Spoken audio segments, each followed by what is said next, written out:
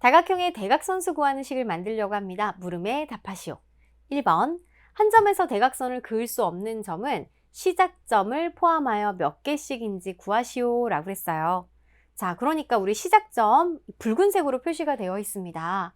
여기에서 대각선을 그을 수 없는 점. 대각선이 뭐죠?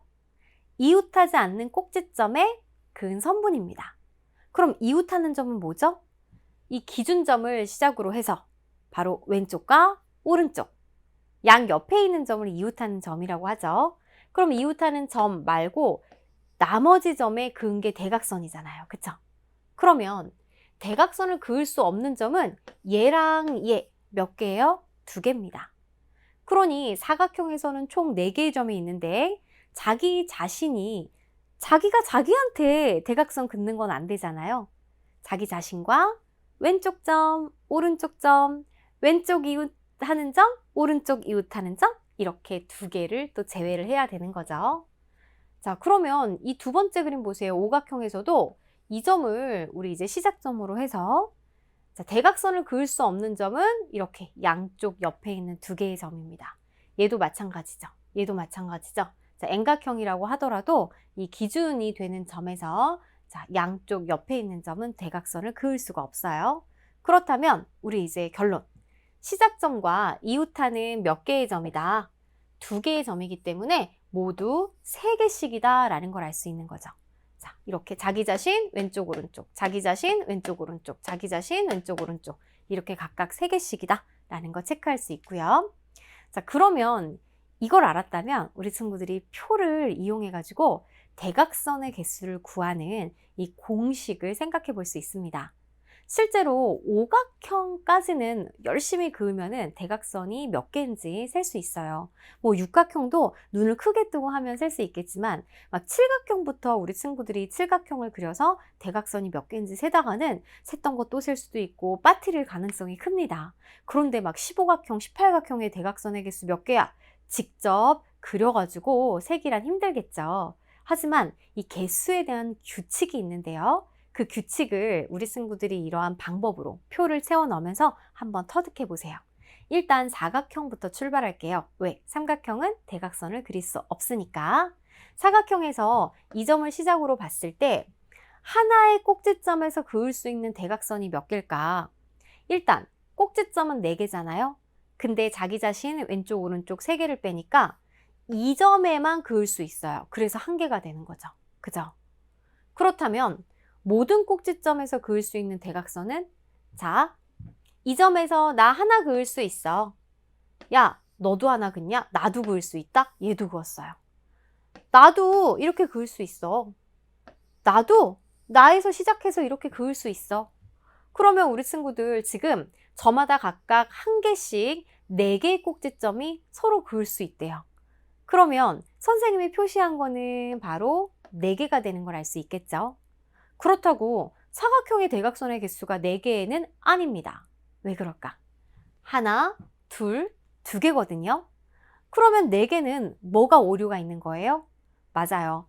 하나의 대각선을 양쪽에서 2번씩 셌기 때문에 중복해서 2번씩 세서 4가 된 겁니다. 그렇다면 바로 나누기 2를 해줘야 되겠죠?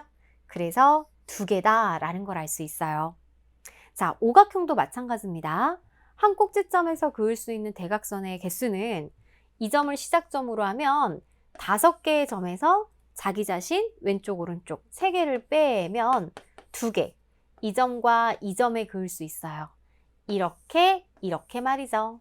그런데 이 점만 2개를 그을 수 있을까요?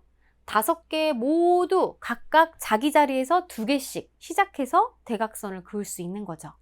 그러니 모든 꼭지점에서 그을 수 있는 대각선의 개수는 우리가 앞에서 계산한 5 빼기 3에다가 꼭지점이 5개니까 5. 그래서 10개를 그을 수 있는 겁니다. 근데 이 10개는 하나, 둘, 셋, 넷 이렇게 하나의 대각선을 양쪽에서 2번 셌기 때문에 2로 나눠줘야 되는 거죠. 즉 사각형과 마찬가지로 우리가 중복된 거를 생각을 해줘야 되는 거예요.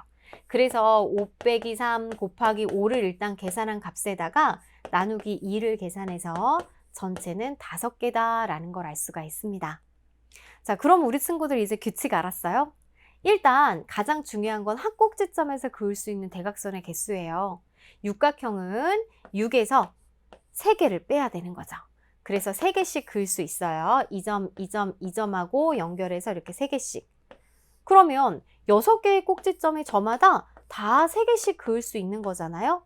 그렇기 때문에 3, 6, 18, 18개가 되지만 이건 중복이 되기 때문에 나누기 2를 해야 된다. 그래서 6 빼기 3 곱하기 6 나누기 2를 해서 9, 9개가 된다라는 거고요.